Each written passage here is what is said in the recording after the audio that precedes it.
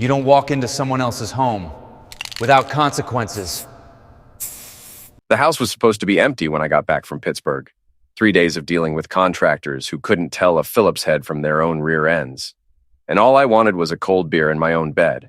Instead, I found a light glowing in our attic, a space that had been nothing but exposed beams and pink insulation for the 8 years Lana and I had lived here.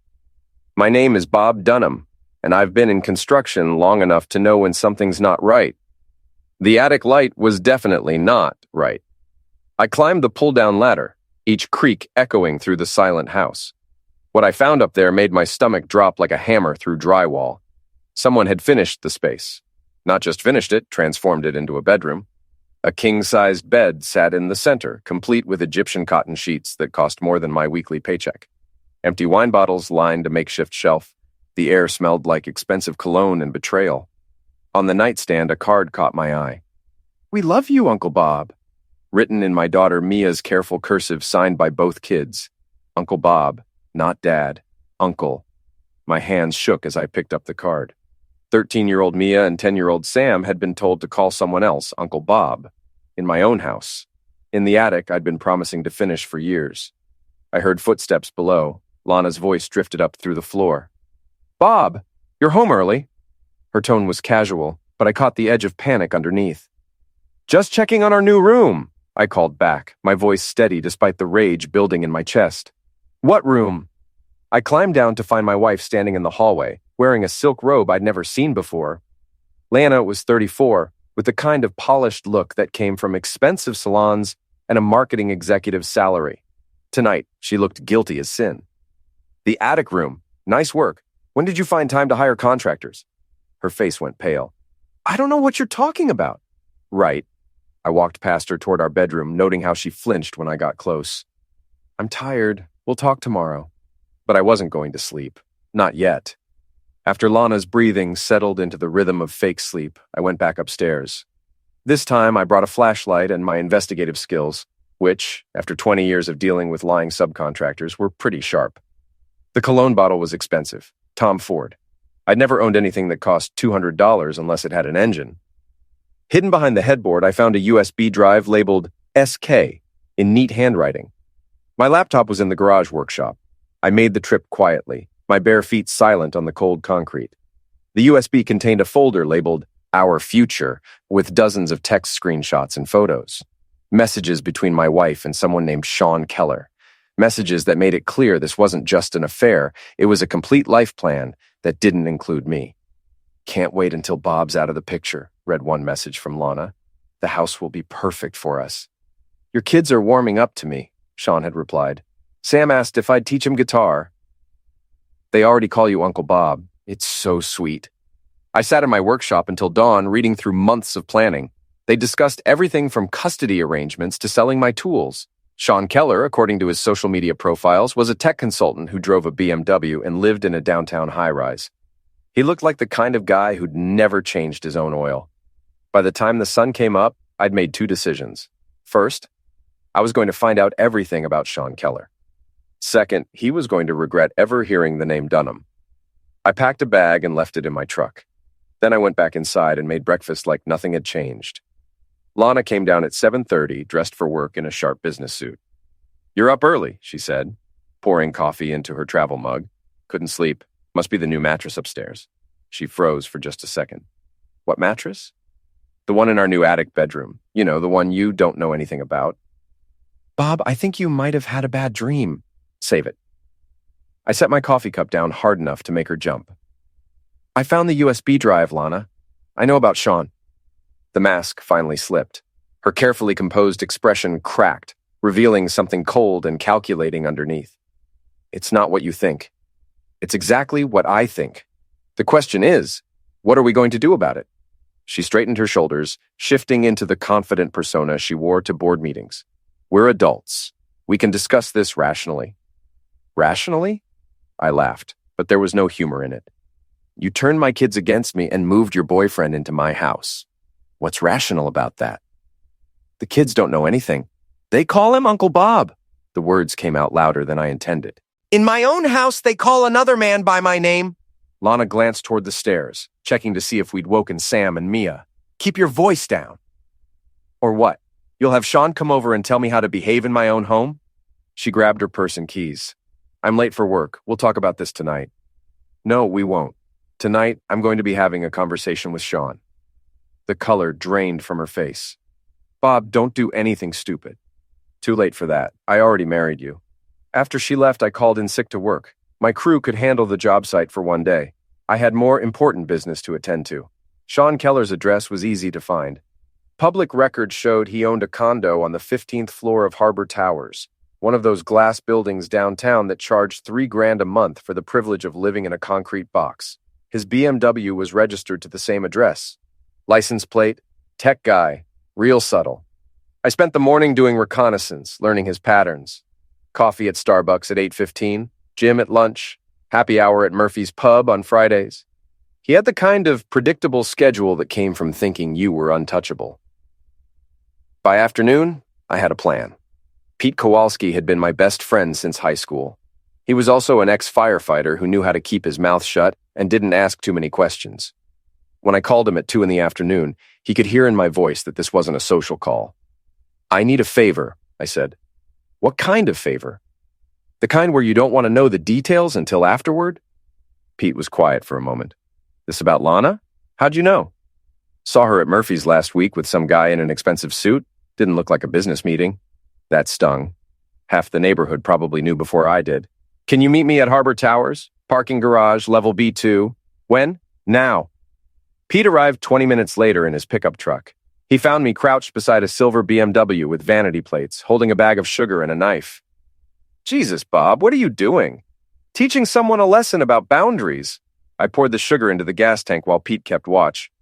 This belonged to the guy who's been sleeping in your house? Among other things. I slashed 2 tires, then used the knife to carve home wrecker into the driver's side door. He's also been playing daddy to my kids. Pete whistled low. That's cold, man. It's about to get colder.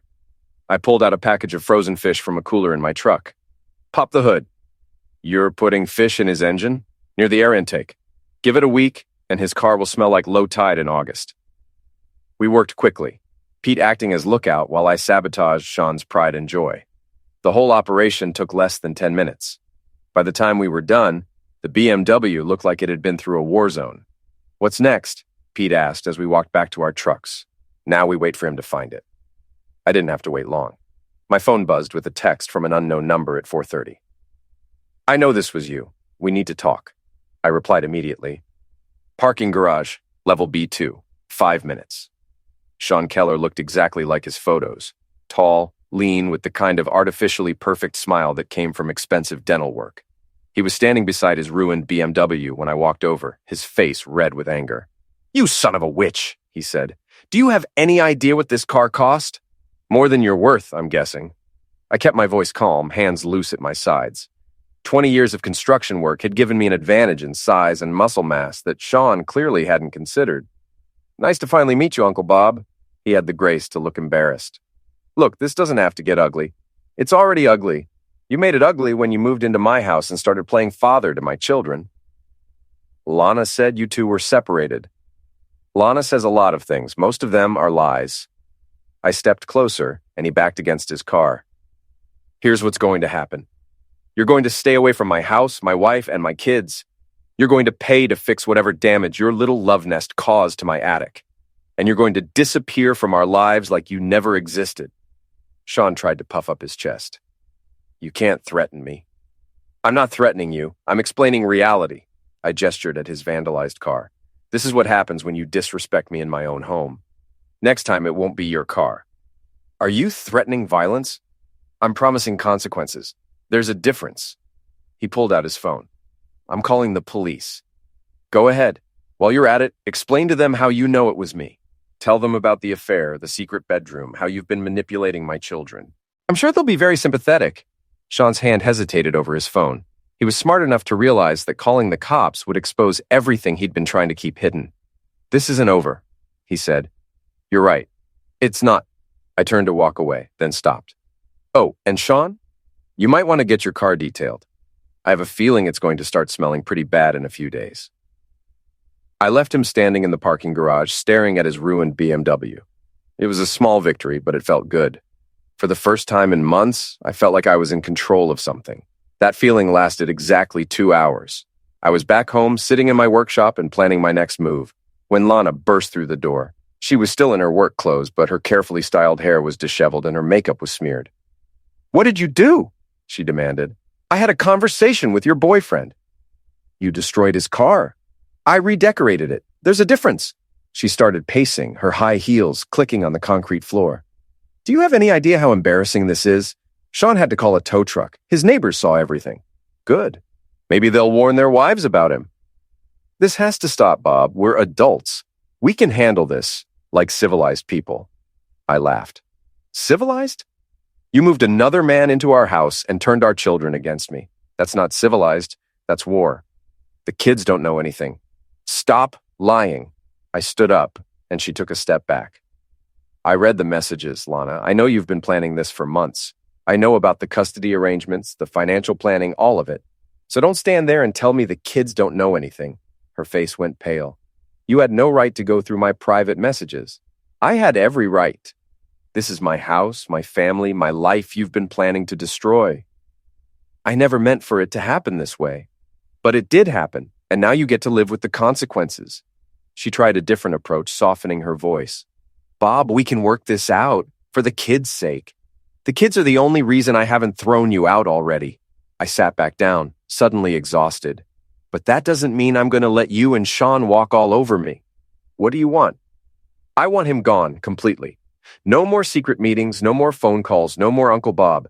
He disappears from our lives or I make his life very uncomfortable." "And if he doesn't agree?" I smiled, but it wasn't a friendly expression. "Then he's going to learn why you don't mess with a man's family." Lana stared at me for a long moment, as if seeing me clearly for the first time in years. "I don't know you anymore." "Good. The man you knew was a pushover. I'm not him anymore." She turned and walked toward the door, then stopped. "Sean won't be intimidated by your little pranks. We'll see about that." After she left, I sat in the darkness of my workshop, planning my next move. Sean Keller thought he could waltz into my life and take everything I'd worked for. He was about to learn how wrong he was. My phone buzzed with a text from Pete. "How'd it go?" I replied, "Round one to us, but this is just getting started." Outside, I could hear Lana on the phone, her voice carrying through the thin walls of our house. She was talking to Sean, trying to calm him down, making promises about how they'd handle me. Let them plan. I'd been in construction for 20 years. I knew how to tear things down and build them back up. And right now, I was in a demolition mood. The war for my family had begun. Mrs. Gabriel had lived next door for 15 years and knew everyone's business better than they knew it themselves. She was 72, recently widowed, and had perfected the art of strategic nosiness. If you wanted information in our neighborhood, she was the person to ask. I found her in her garden the next morning, pruning roses with the precision of a surgeon. "Morning, Mrs. Gabriel." She looked up, her sharp eyes taking in my appearance. I probably looked like heck. I'd spent most of the night staring at the ceiling, listening to Lana pace around upstairs. "Morning, Bob. You look tired. Haven't been sleeping well." "I imagine not." She snipped a dead bloom and dropped it in her basket. "That's a nice car your friend drives. BMW, very expensive. He's not my friend." "I know." She moved to the next bush. "I've seen him coming and going for months. Always when you're not home. Thought you should know, but it wasn't my place to say anything." The confirmation stung, even though I'd already known. "How long?" "Since March, maybe April. Started with just quick visits, then overnight stays. The children seemed to like him. That hurt worse than anything." Did they seem happy?" Mrs. Gabriel's expression softened. "Children adapt, Bob. Doesn't mean they don't need their father." I nodded, not trusting my voice. "If you need anything," she said, "I'm here, and I see everything that happens on this street." "Thank you." I spent the rest of the morning doing research. Sean Keller had a surprisingly large digital footprint for someone having an affair. His LinkedIn profile showed he worked for a tech consulting firm downtown. His Facebook was full of photos from expensive restaurants and weekend trips. His Instagram showed off his BMW, his condo, and his gym routine. What it didn't show was any mention of a girlfriend named Lana or 2 kids he was playing father to. I was deep in my investigation when my phone rang. The caller ID showed my brother-in-law's name, Mike Santos. "Bob, we need to talk." Mike was married to Lana's sister, Carmen. We'd been friends long before I married into the family, bonding over football and beer. His tone told me this wasn't a social call. What's up? Can you meet me for lunch? Murphy's Pub, 1 o'clock. This about Lana? Just be there. Murphy's Pub was the kind of place where construction workers and office drones mixed without incident. Mike was already there when I arrived, nursing a beer and looking uncomfortable. Thanks for coming, he said as I sat down. What's this about? He took a long drink before answering. Carmen knows about Lana's affair. How? Lana told her last night after you confronted her boyfriend. I ordered a beer and waited for him to continue. She's asking Carmen to back her up. Says you're being unreasonable, that you threaten violence. I never threatened violence. I know, but Lana's spinning it that way. She wants Carmen to convince you to go to counseling, work things out like adults. And what does Carmen think? Mike looked miserable. She thinks Lana's an idiot, but she's still her sister. She feels like she has to support her. What about you? I think you're getting screwed, and I don't like being put in the middle. He leaned forward. But I'm not going to let my wife get dragged into this mess. Whatever you're planning, keep us out of it. I'm not planning anything. Bees, I know that look. You had the same expression when Tommy Morrison keyed your truck in high school. Tommy Morrison had ended up with his own truck filled with concrete. It took him 3 days and a jackhammer to get it out. This is different. Is it? Because Carmen's worried you're going to do something stupid and end up in jail? I'm not going to jail. Then what are you going to do? I took a long drink of beer considering how much to tell him. Mike was a good guy, but he was married to Lana's sister. That made him a security risk. I'm going to make sure Sean Keller understands that actions have consequences. Bob, I'm not going to hurt him, but I'm not going to let him destroy my family either. Mike finished his beer and stood up. I hope you know what you're doing. So do I. After he left, I sat at the bar and thought about my situation. Lana was already working on damage control, trying to paint me as the unreasonable one. She was good at that. Manipulation had always been her specialty. In a few days, half our friends would be convinced that I was the problem. I needed to move fast before she could completely control the narrative. My phone buzzed with a text from an unknown number. We should meet. There's something you need to know about Sean. I stared at the message for a full minute before replying. Who is this? A friend. Murphy's Pub, back booth, 30 minutes. I almost ignored it. Anonymous messages were usually bad news.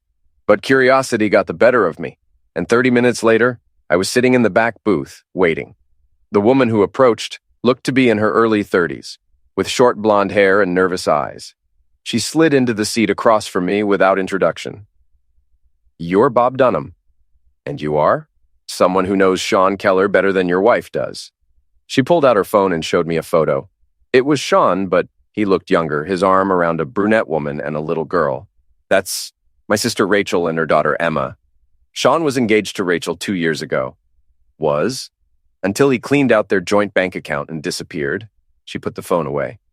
Rachel spent 6 months trying to track him down. By the time she found him, he'd moved to this city and changed jobs. Why are you telling me this?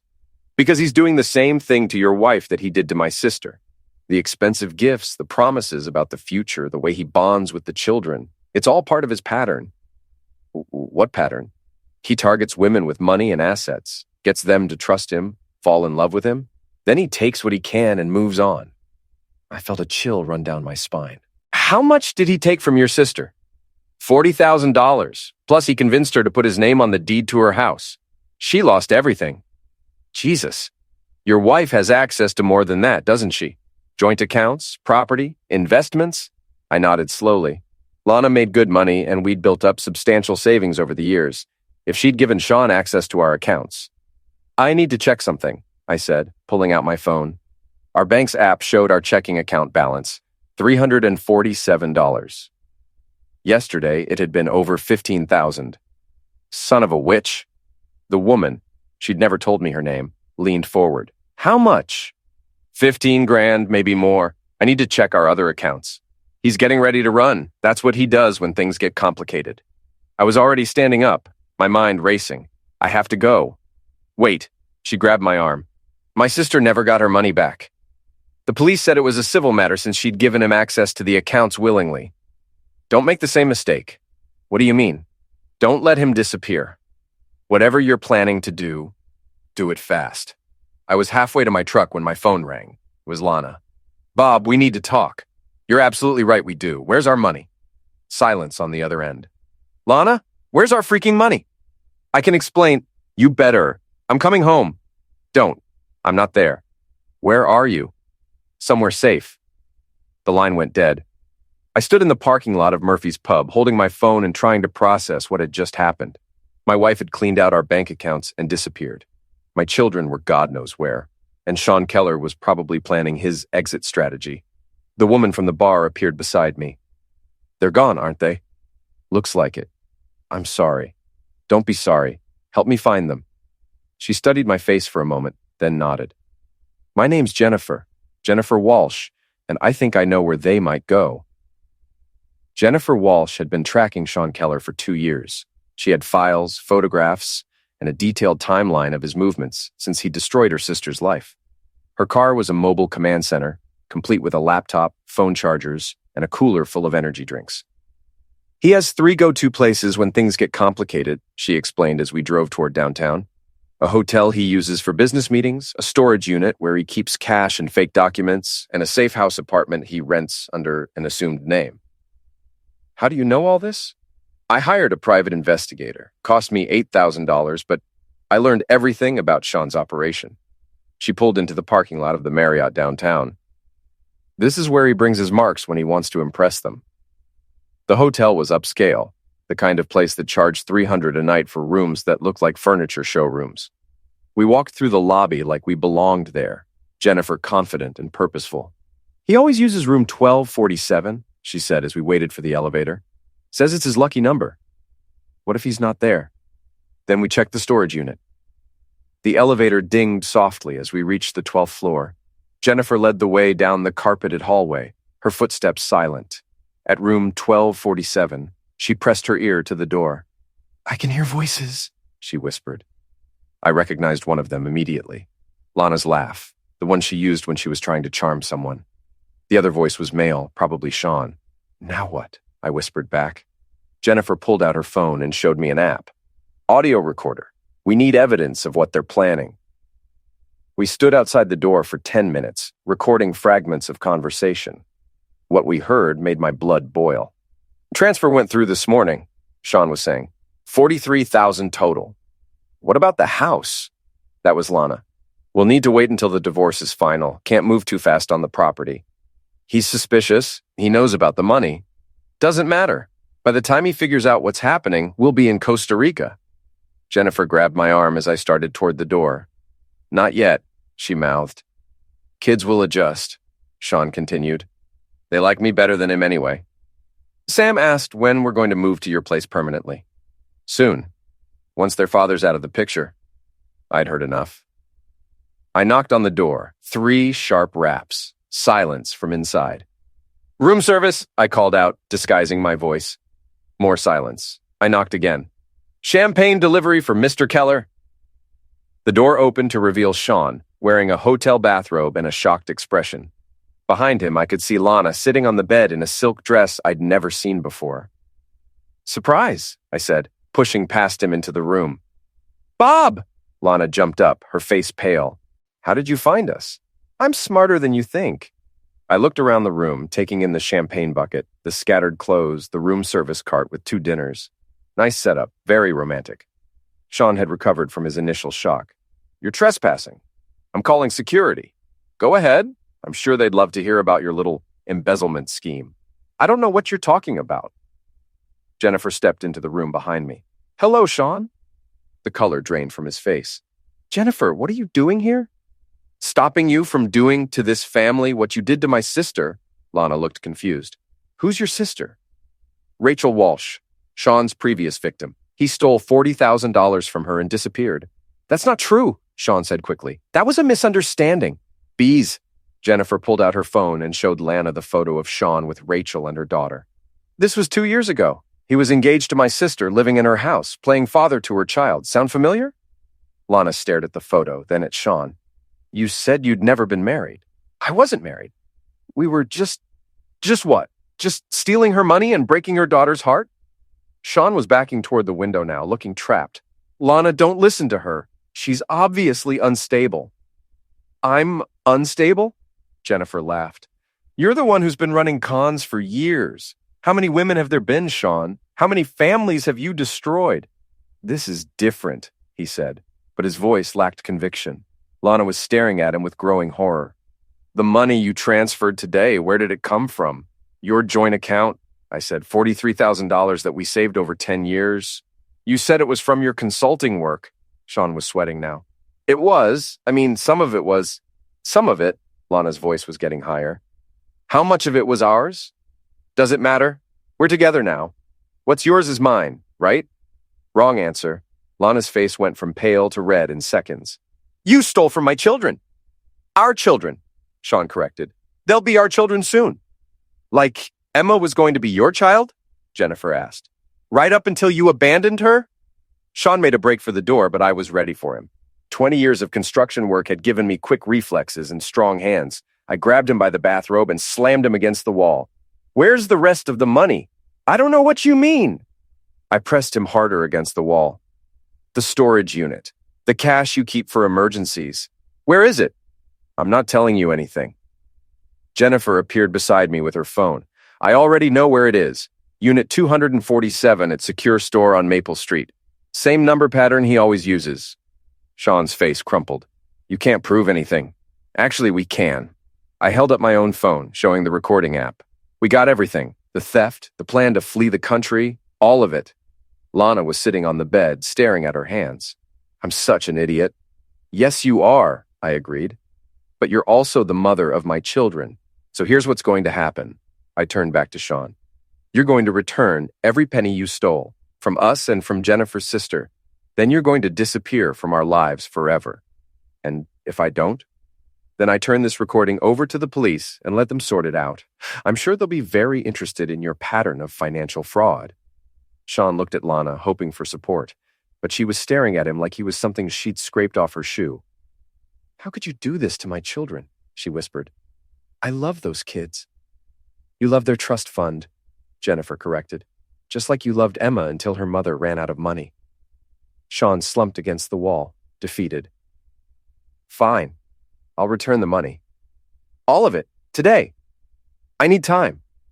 You have 2 hours, I said. Meet us at the storage unit. Bring everything. What about us? Lana asked quietly. I looked at my wife, this woman I'd loved for 15 years, who'd betrayed everything we'd built together.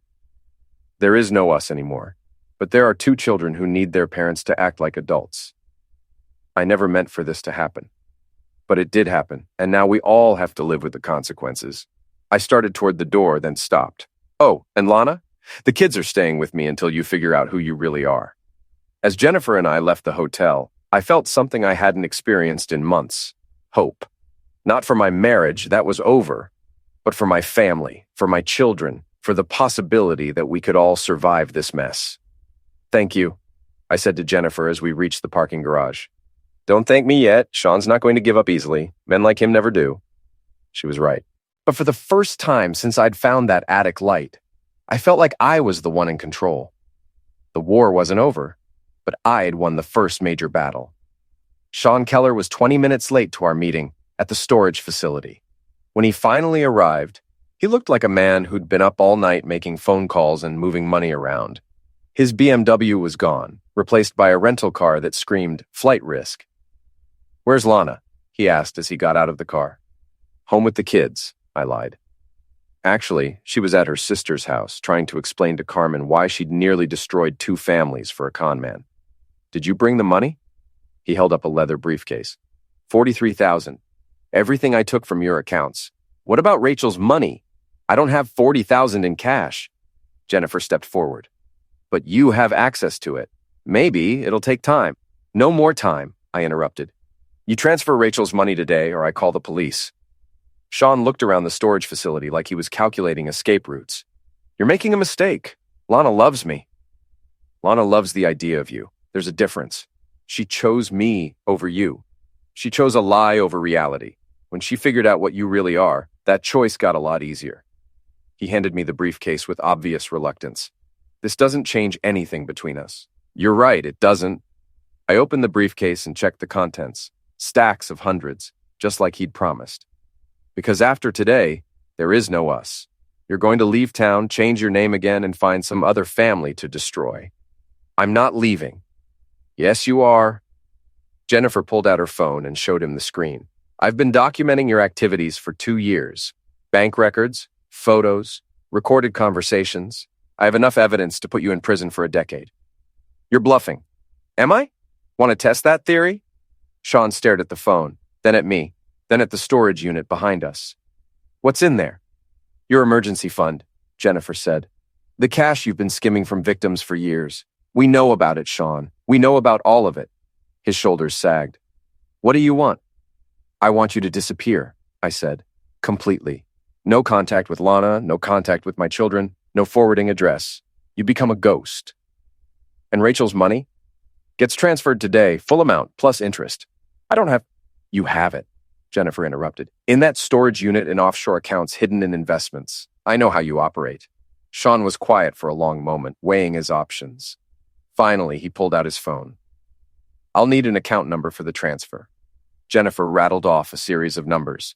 That's Rachel's new account, 40,000 plus 2,000 interest. Fine. We watched as he made the transfer, Jennifer confirming the transaction on her own phone. When it was done, Sean looked like a man who'd aged 10 years in 10 minutes. Are we finished? He asked. Not quite. I pulled out my own phone and showed him a video. It was security footage from the hotel, showing him and Lana entering room 1247 together. Insurance policy, in case you get any ideas about coming back. You recorded us? The hotel recorded you. I just made a copy. I put the phone away. Now we're finished. Sean got back in his rental car without another word. As he drove away, Jennifer and I stood in the parking lot watching his taillights disappear. Think he'll stay gone? She asked. For a while. Men like him are cowards at heart. He'll find an easier target. What about Lana? That was the question I'd been avoiding. I don't know. Do you want to save your marriage? I thought about it for a long moment. I want to save my family. Whether that includes Lana depends on her. Jennifer nodded. My sister never got over what Sean did to her. The betrayal, the lies, the way he manipulated Emma. It destroyed her trust in everyone. I won't let that happen to my kids. Good. She handed me a business card. If you ever need anything, call me. Men like Sean have a way of coming back when you least expect it. I drove home with $43,000 in a briefcase on my passenger seat, feeling like I'd won the lottery and lost everything at the same time. The money was back, Sean was gone, but my marriage was still in ruins. Lana's car was in the driveway when I pulled up. Through the living room window, I could see her sitting on the couch with Mia and Sam, all three of them looking miserable. I sat in my truck for a few minutes, trying to figure out what to say. How do you explain to your children that their mother made a mistake that nearly destroyed their family? How do you rebuild trust that's been shattered? Finally, I got out of the truck and went inside. Dad! Sam jumped up and hugged me like I'd been gone for weeks instead of hours. Hey, buddy. I ruffled his hair, noting how Lana watched us with red-rimmed eyes. Mom said Uncle Bob had to go away, Mia said quietly. That's right. Are you and Mom getting divorced? The question hung in the air like smoke. Lana was staring at me, waiting for my answer. Your mom and I need to have some grown-up conversations, I said finally. But no matter what happens between us, we both love you very much. But are you getting divorced? Mia pressed. I looked at Lana. She was crying now, silent tears that she tried to wipe away before the kids noticed. I don't know, I said honestly. Maybe. Sam started crying then, and Mia wrapped her arms around him protectively. Seeing my children's pain because of choices their mother and I had made was like taking a knife to the chest. Why don't you guys go upstairs and watch a movie? I suggested. Your mom and I need to talk. After they left, Lana and I sat on opposite ends of the couch, the distance between us feeling like miles. I'm sorry, she said finally. I know. I never meant for it to go this far. But it did. She wiped her eyes with a tissue. He seemed so different, exciting. He made me feel young again. And I made you feel old. No, yes, I don't know. She looked around our living room with its family photos and kids' artwork and 15 years of accumulated memories. I felt trapped, like this was all there was. This is our life, Lana, our family. I know. And I threw it away for a man who was stealing from our children. She started crying harder. How do I live with that? The same way I'm living with the fact that my wife preferred a stranger to me, one day at a time. We sat in silence for a while, listening to the sound of the kids' movie playing upstairs. "What happens now?" she asked. "Now you move out, we get lawyers, we figure out custody and support and how to divide 15 years of marriage. And us?" I looked at this woman I'd loved since we were both young and stupid and thought we could conquer the world together. "There is no us anymore, Lana. You made sure of that." "What if I fight for the kids?" "Then you'll lose. I have recordings of you planning to take them to Costa Rica. I have evidence of you stealing from their college funds. No judge in the world would give you custody." Her face went white. "You recorded us?" "I recorded everything. Your boyfriend taught me the importance of documentation." She stared at me like she was seeing a stranger. "You've changed." "Yes, I have. The man you married would have forgiven you, taken you back, pretended none of this happened. That man was an idiot. And this man? This man protects his family, even from their mother if necessary." Lana stood up slowly like she was carrying a great weight. "I'll pack some things. Take your time, but be gone by tomorrow." After she went upstairs, I sat alone in my living room, listening to the sounds of my family falling apart. Footsteps overhead, drawers opening and closing, muffled conversations between Lana and the kids. My phone buzzed with a text from Jennifer. "Transfer confirmed. Rachel got her money back, thank you." I replied, "Thank you for helping me save my family." "Did you save it?" I looked around the room, at the family photos that would need to be updated, the Christmas stockings that would need to be taken down, the life that would need to be rebuilt from scratch. I saved what mattered most. An hour later, Lana came back downstairs with 2 suitcases and a box of personal items. She stopped at the front door and turned back to me. "I really am sorry, Bob." "I know. Do you think, someday, could you ever forgive me?" I thought about it for a moment. "Maybe, but forgiveness doesn't mean forgetting, and it doesn't mean going back." She nodded and walked out the door. I sat in my empty house, listening to the silence, and realized that for the first time in months, I felt at peace. The war was over. I'd lost my marriage, but I'd saved my children and recovered my self-respect. It was a trade I could live with. 3 months later, I was sitting in my workshop on a Saturday morning, teaching Sam how to use a drill press, when my phone rang. The caller ID showed Jennifer Walsh's name. "Bob, we have a problem." I stepped away from the machinery, leaving Sam to practice on a piece of scrap wood. "What kind of problem?" "Sean's back?" My blood went cold. "Where?" "Portland. He's got a new identity, new job, but it's definitely him. My contact at the PI firm spotted him last week. New victim. Divorced mother of 2, real estate agent, owns her own agency. He's been dating her for 6 weeks. I walked outside so Sam couldn't hear the conversation. "What do you want me to do about it?" "Help me stop him, before he destroys another family." "Jennifer, I appreciate what you did for us, but her name is Michelle Torres. Her kids are 8 and 10. He's already moved into her house." I closed my eyes, picturing another family going through what we'd experienced. "Send me the details." "You'll help?" "I'll help." 2 days later, I was on a plane to Portland with a carry-on bag and a manila folder full of evidence. Jennifer met me at the airport, looking tired but determined. "How do you want to handle this?" she asked as we drove toward Michelle Torres's neighborhood. "Same way we handled it before, fast, clean, and final." Michelle Torres lived in a suburban development that looked exactly like 1,000 other suburban developments across America. Her house was a 2-story colonial with a well-maintained lawn and a BMW in the driveway. Sean's BMW with new license plates.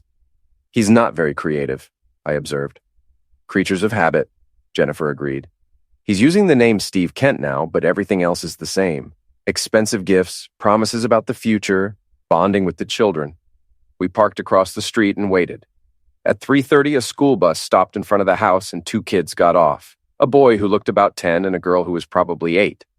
They ran up the driveway, backpacks bouncing, looking happy and carefree.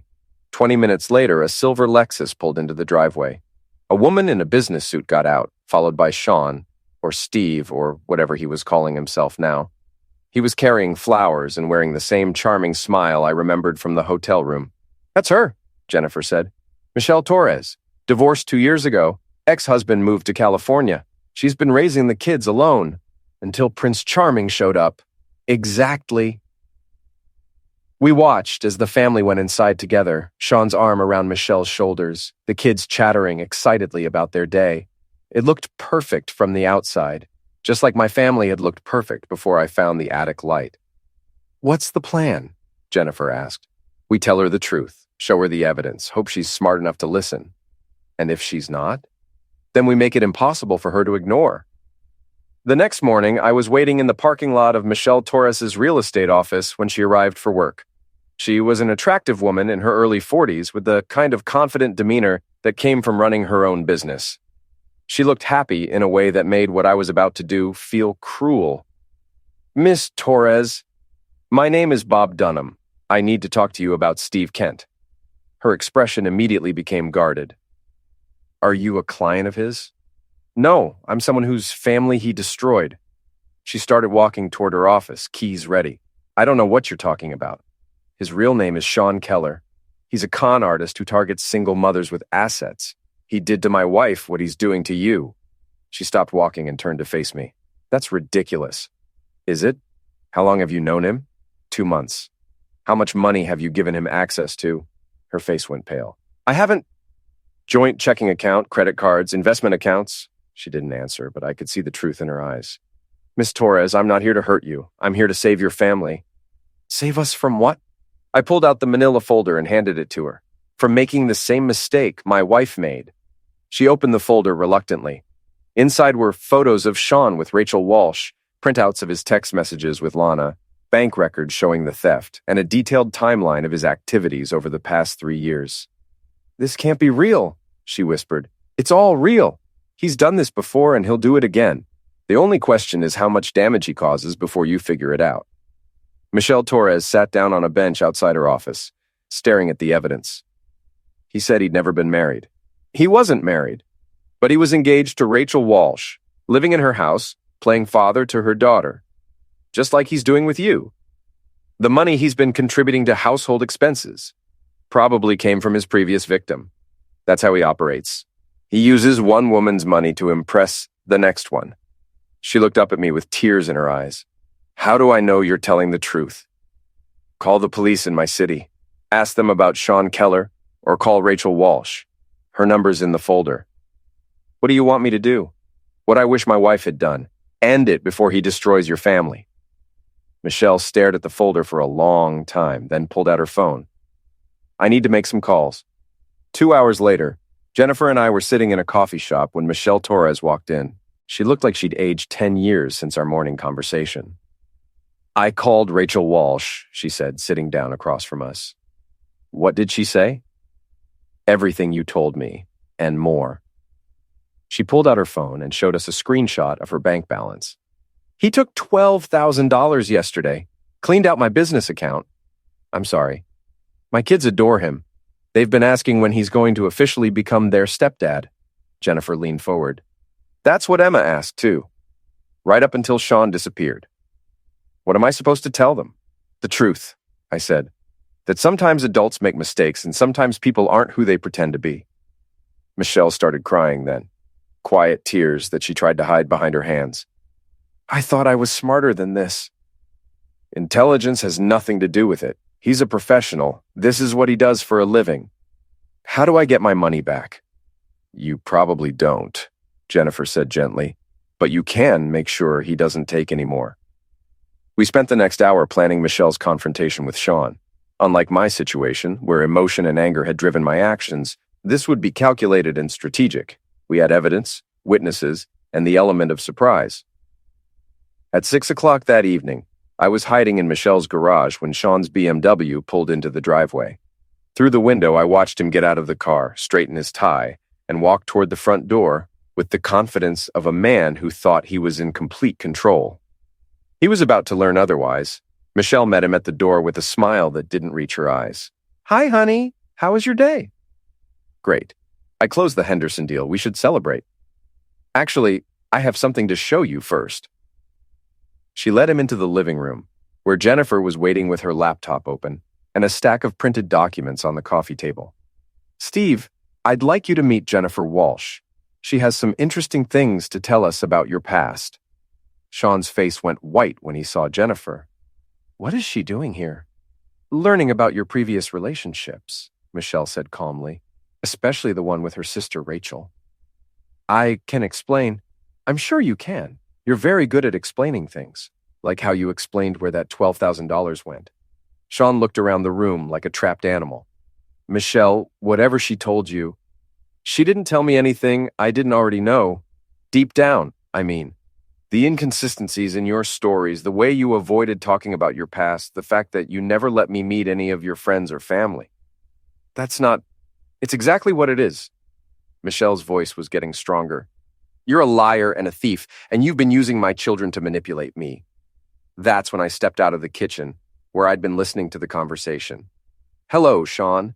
Or do you prefer Steve now?" He actually tried to run, made it 3 steps toward the front door before I blocked his path. "Sit down," I said quietly. "We need to talk." For the next hour, we laid out everything we knew about Sean's operation. The pattern of targeting single mothers, the financial manipulation, the way he used children as emotional leverage. Michelle asked questions, Jennifer provided documentation, and I made sure Sean understood that his options were limited. "Here's what's going to happen," I finally said. "You're going to transfer Michelle's money back to her account. All of it. Then you're going to pack your things and leave town. Tonight. And if I don't, then we call the police and let them sort it out. I'm sure they'll be very interested in your pattern of financial fraud across multiple states." Sean looked at Michelle one last time. "You're making a mistake. I love you." "No, you don't. You love what I represent. Financial security, a ready-made family, a comfortable life. But you don't love me and you don't love my children." "That's not true." "If it wasn't true, you wouldn't have stolen from us." Sean slumped in his chair, defeated. "Fine. I'll return the money." We watched as he made the transfer, Michelle confirming the transaction on her phone. When it was done, she looked at him with a mixture of sadness and disgust. "I want you out of my house in 30 minutes. "Where am I supposed to go?" "I don't care. Just go." After Sean left, Michelle sat on her couch and stared at the evidence scattered across her coffee table. "How do I explain this to my kids?" "Carefully," I said. "And honestly, they're going to be hurt, but they'll recover. Kids are resilient." "Will they trust me again, after I brought someone like him into their lives?" "Eventually, if you're honest with them about what happened and why." Jennifer started packing up her laptop. "What will you tell them tonight?" "That Steve had to leave unexpectedly for work. I'll figure out the rest tomorrow." As Jennifer and I prepared to leave, Michelle walked us to the door. "Thank you," she said. "Both of you. I don't know what would have happened if you hadn't come." "You would have figured it out eventually," I said. "The question is, how much damage he would have caused first. Will he do this to someone else?" "Probably, but at least it won't be you." On the plane back home, Jennifer and I talked about the future. "Think we should make this a regular thing?" she asked. "Tracking down Sean, warning his victims?" "I don't know. Part of me thinks we should just let the law handle it." "The law didn't help Rachel, or you, or Michelle." She had a point. "What are you suggesting?" "I'm suggesting that sometimes the system fails, and regular people have to step up and protect each other. I thought about my children, safe at home with my ex-wife's sister while I was across the country playing vigilante. I can't make this my full-time job. I have kids to raise. I'm not asking you to, but if Sean surfaces again, we'll deal with it." Jennifer smiled. "Good." As the plane descended toward my home city, I thought about the strange turn my life had taken. 6 months ago, I was a construction supervisor with a cheating wife and a crumbling marriage. Now I was a single father who spent his free time tracking down con artists. It wasn't the life I'd planned, but it was a life I could be proud of. My phone buzzed with a text from Sam. "Dad, when are you coming home? Mia made cookies and they're really good." I smiled and typed back, "Landing in an hour. Save me some cookies." For the first time in months, I was excited to go home. #. Epilogue. 6 months later, I was installing kitchen cabinets in a client's house when Pete called with news that made me drop my drill. "Turn on Channel 7, he said. "You're going to want to see this." I found the homeowner's TV and switched to the local news. The anchor was standing outside a courthouse talking about a federal investigation into financial fraud. Behind her, in handcuffs, was Sean Keller. "Arrested this morning on charges of wire fraud, money laundering, and identity theft. Federal investigators say Keller, who used multiple aliases, targeted single mothers across at least 6 states, stealing an estimated $400,000 over 3 years. I sat down heavily on the client's couch, staring at the screen. They were showing his mugshot now, and he looked older, more haggard than the last time I'd seen him. The investigation began when multiple victims came forward with similar stories of financial manipulation and fraud. Keller is being held without bail pending trial. My phone rang. It was Jennifer. "Are you watching the news?" "Yeah. How did this happen?" "Michelle Torres went to the FBI after we left Portland. Turns out they'd been tracking reports of similar crimes across the western states. Our evidence was exactly what they needed to build a case." "So it's over?" "It's over. He's looking at 20 years minimum." I felt something I hadn't expected. Relief mixed with a strange kind of sadness. Sean Keller had destroyed my marriage and nearly ruined my family, but seeing him in handcuffs didn't bring the satisfaction I thought it would. "Bob, you still there?" "Yeah, I'm here, just processing." "I know, it's weird, isn't it? After all this time, it almost feels anticlimactic." Almost. That evening, I was helping Mia with her homework when she asked a question that caught me off guard. "Dad, do you ever miss Mom?" Lana had moved to Denver 6 months ago, taking a job with a marketing firm there. She called the kids every week and visited once a month. Our divorce had been finalized 2 months ago, with joint custody but the kids living primarily with me. "Sometimes," I said honestly. "I miss the person I thought she was." "Do you think she's happy?" "I hope so. People make mistakes, sweetheart. Big ones sometimes. But that doesn't mean they can't learn from them and become better." "Do you think she learned from her mistake?" I thought about my last conversation with Lana during her most recent visit. She'd seemed different, quieter, more thoughtful. She'd asked about my life, about work, about whether I was dating anyone, not with the jealousy of an ex-wife, but with the concern of someone who genuinely wanted me to be happy. "I think she's trying to," I said. "Good. I want her to be happy too." Later that night, after the kids were asleep, I sat in my workshop and thought about the past year. I'd lost a marriage but gained self-respect. I'd discovered that my children were more resilient than I'd given them credit for. I'd learned that sometimes the best way to heal from betrayal is to help others avoid the same pain. My phone buzzed with a text from an unknown number. "Saw the news about Sean Keller. Thank you for everything. Michelle Torres." I replied, "Thank you for having the courage to go to the FBI. You saved a lot of families. Maybe we can all move on now. Maybe we can." I was about to put the phone away when another message came in, this one from Lana. "Saw the news. Are you okay?" I stared at the message for a long time before responding. "I'm good. Kids are good. Hope you are too." "I am. Thank you for everything. For not giving up on our family, even when I did. The kids needed their father. I just did what fathers do." "You did more than that. You saved us all, in different ways."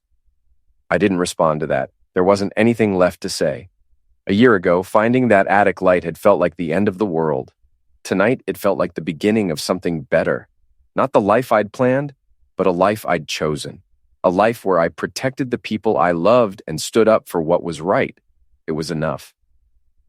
I turned off the workshop lights and headed inside, where my children were sleeping safely in their beds. Tomorrow would bring new challenges, new opportunities, new chances to be the man I wanted to be. I was ready for all of it.